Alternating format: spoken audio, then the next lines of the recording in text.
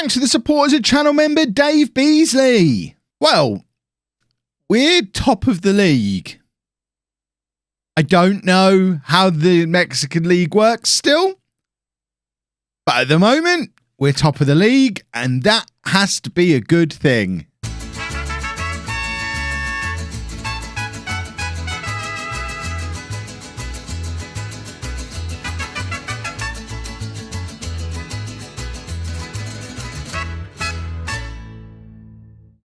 Hello and welcome to part 3 of El Directo Deportivo. I'm Kevin. Coming up on today's episode, we have a couple of games for you in the league. We're away against Queretaro and at home against Toluca. Since you were last with me, this is what's been going on. And we've had a nice little run of consecutive league wins, beating Tijuana, Pumas, Leon, Morelia, and San Luis, but losing in the cup away against Pumas. And we've played 3 games in the cup now. We are still top of our group. I'm not actually sure what happens next after the group stages, and it doesn't seem to tell me. I assume it's just the top team that qualifies, so we're looking good for first place, I think. We've got one more game to play. I mean, is that the game we're playing now? Are we playing a cup game? No, so we have them in the cup and in the league.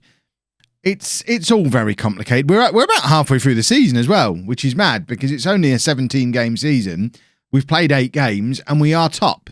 So maybe we're going to win the league. It's us and America who are joint top. But then, of course, we have the playoffs and the second league. I still have no idea what's going on.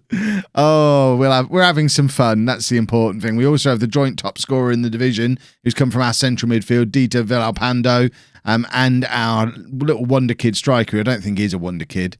No. Jose Juan Macias has made his debut for Mexico as well, which is nice. That's a couple of Mexican debutants we've had already this season. So, our team for the game against Queretaro, and we've got Rodriguez in goal because we picked up an injury to Godinho, who's our normal goalkeeper. In fact, we picked up quite a few injuries. You can see Godinho's injured, Brizuela's injured, Montes, who would be our starting centre-back, is injured. Most of the rotation players are injured. It's quite a different looking team to probably the one you saw in the last game. Rodriguez in goal, a back four of Calderon, Briseño, Mia, and Sanchez, Molina at the base of the midfield, Villalpando and Gonzalez ahead of him, and then Lainez and Antuna supporting Macias up front.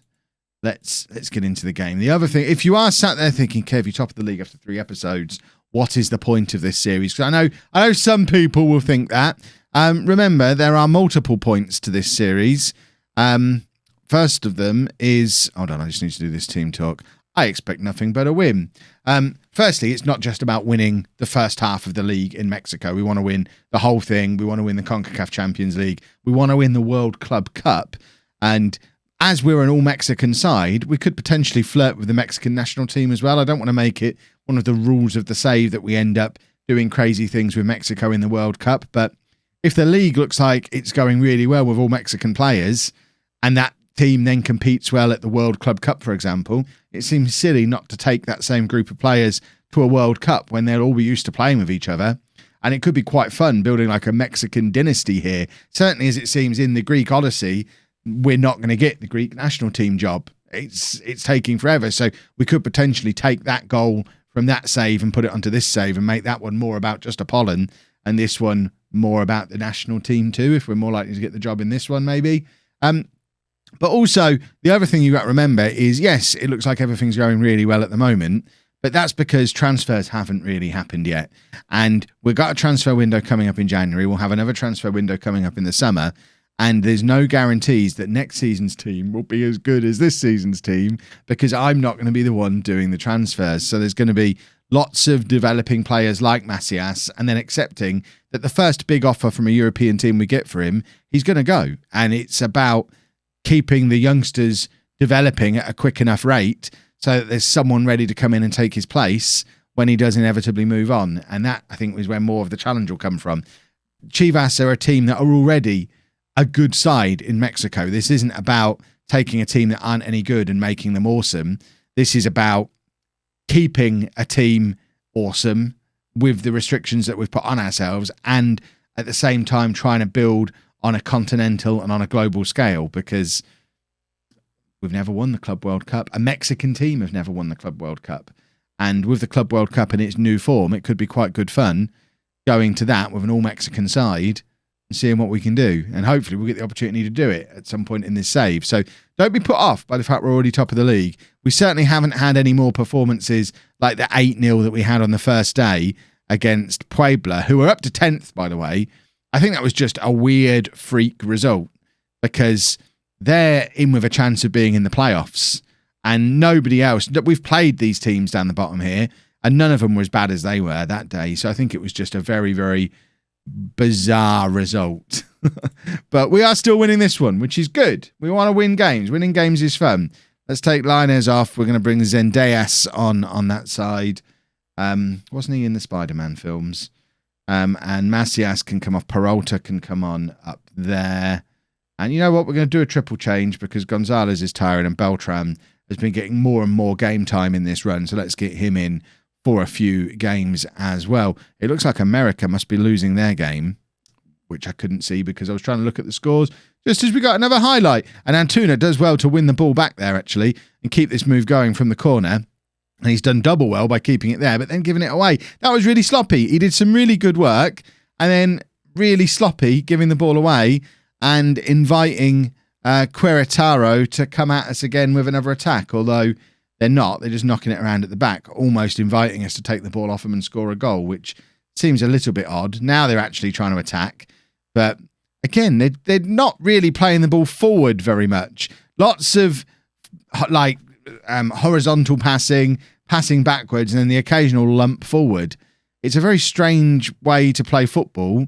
But, I mean, it was quite effective in taking them from intercepting the ball right on the edge of their penalty area to a shot that goes narrowly over. So I guess I can't fault it too much. But I wouldn't want to play that way. I like to play our nice, free-flowing, attacking football. Sanchez with the throw to Villalpando, who can't quite get the crossover. It falls to Molina, though, on the edge of the area, and the goalkeeper has only just managed to keep hold of that. It looked like it was in very real danger of slipping out of the back of his grip.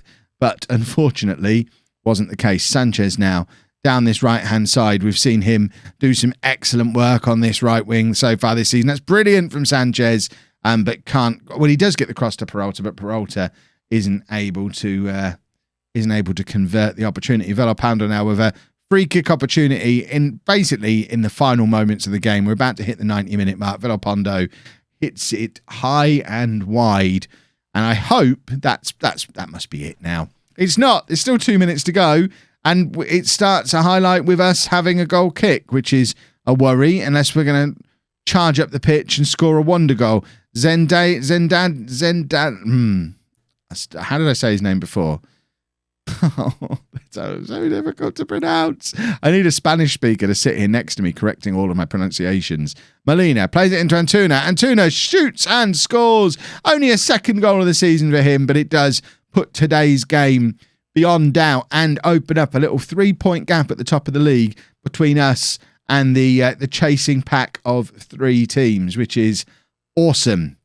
Looking at the replay, it's a nice pass from Molina, but it's a very good finish from Antuna, and that is that. 2-0 to Chivas, and we are clear at the top of the league for the first time this season. Let's go play whoever we're playing next, Toluca. And as if to prove my point, Jesus Sanchez, who has been awesome for us this season, averaging a 7.53, has had an offer from Flamengo for 1.3 million, which we've accepted. I wouldn't have accepted that, especially because presumably this deal goes through immediately and we can't bring in more players again until January, I think. Oh, so Sanchez is still here for the Toluca game. No changes to be made because, as you saw before, we don't really have much in the way of players to rotate because everybody who's not in the matchday squad is injured.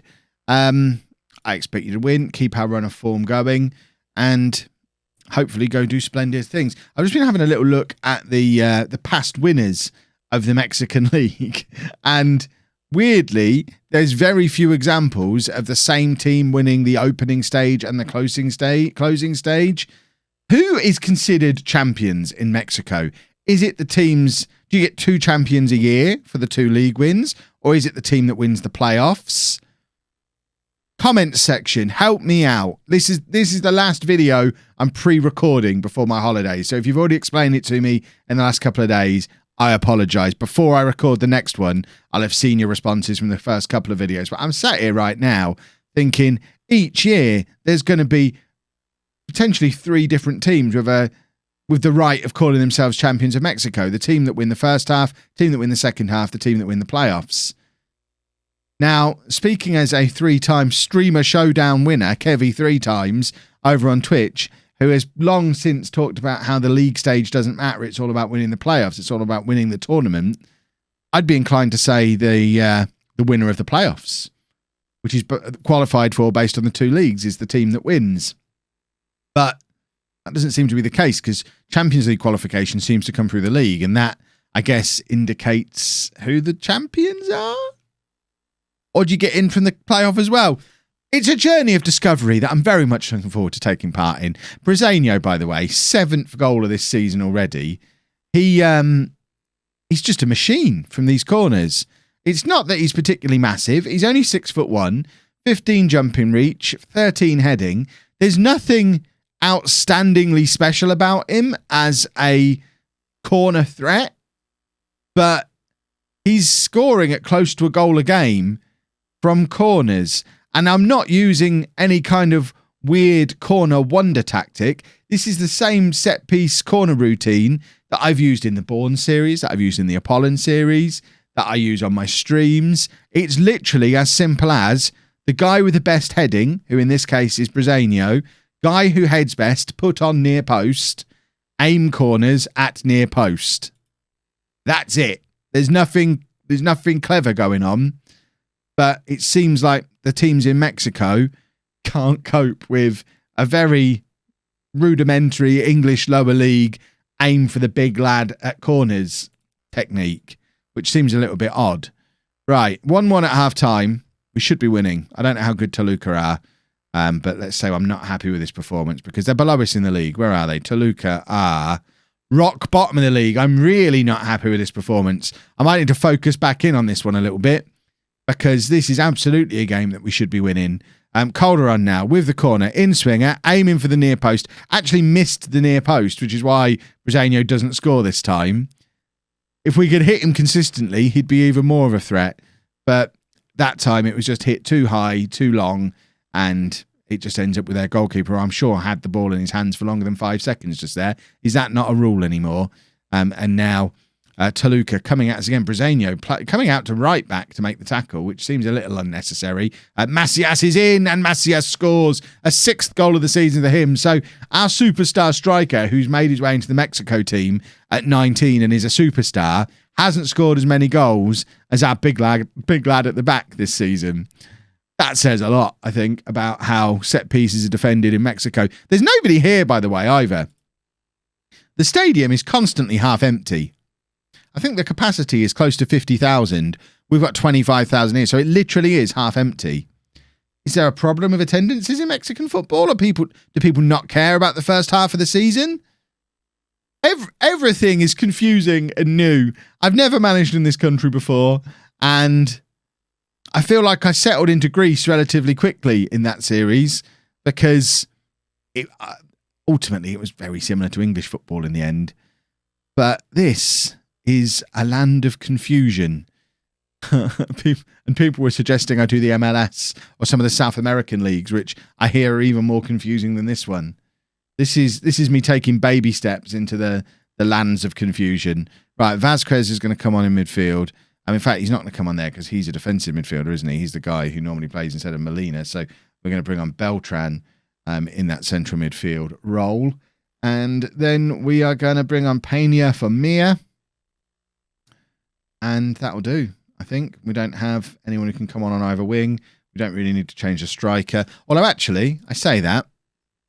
We could put Miner out onto the wing. Oh, not Miner, Macias. Miner's the defender. Macias out onto the wing. Peralta can come on up front again. And he can play as the inside forward, which is apparently his best position. But I've not actually played him in that role yet. He spent the whole season so far as a striker. So it might be interesting to see him out in what is his best role. He might actually, because although I'm enjoying him, 6 goals from 10 games isn't superstar striker status. He might be more threatening coming in off that left wing. He's being outscored by a centre-back at the moment. Peralta scores to make it 3-1. And, I mean, do I have to say nice every time Peralta scores? I think I probably do, don't I? The references, we're getting niche. I'm sure most of you get it, but if you don't watch the exact same TV and stuff that I watch, I'm sorry. Just know that if Peralta scores, we're going to say nice, and we're going to do it every single time. Right, 3-1 now, 5 points clear at the top of the league, and we are looking good for winning the, is it the Apertura? Is that what it's called? The opening stage of this league season, and more importantly, qualifying for the playoffs. I think that's more important. I'll learn. Oh, my word. Right, Antuna, is he going to grab us a fourth? Charging down this right-hand side. A lovely run from Antuna, but probably a little bit too selfish. Carried on a little bit too long when he could have played the cross. Beltran plays it into Sanchez. This might be the last you see of Sanchez because presumably he's off to play in Brazil now. Antuna, and there is Peralta. Nice. There we go. He does it again. Lovely stuff. 2 goals today for him. Look how happy he is. He's got a catchphrase. He's loving it. 4-1 to Chivas now. And the only way I could be happier is if I'd been able to find a reasonably priced Chivas replica shirt that wasn't a fake. And as I record this, I haven't been able to. Hopefully, in the week that's passed since recording it and it hitting you, I figured it out. If not, if anyone could find me a link to a genuine Chivas shirt that I can get in the UK, that would be awesome. I don't want a fake, and I don't want to have to import it from America/Mexico. Beltran plays it into Peralta, and he could have had the nicest hat trick in the world. Shut up, Kev. You're annoying me. Antuna across to Calderon, and there is number 5. And we've just stepped it up a gear in these last few minutes of this game, haven't we? I think Toluca kind of gave up, and we're just showing our superior fitness, presumably. And I am fiddling with the training more than I ever have before. So I'm obviously I'm a tracksuit manager all along. Tell me I don't have to buy a tracksuit. I've already dropped the blazer. I'm not going full tracksuit. Right. Very good win. Don't let it go to your heads. Some of them have lost confidence after being told it was a good win. I don't understand. And when are we going to be back? We'll probably be back for the deciding games in the Apertura, wherever they may be. We're 5 points clear, so if we're still 5 points clear at the end, we'll probably come back for Santos Laguna. If the gap widens, we'll come back sooner. If it narrows, we'll come back later. But I want to see us crowned, I think we'll be champions. If you've enjoyed that, please make sure you leave a nice big thumbs up on there for me. Subscribe to the channel for daily Football Manager videos. And thank you very much for watching.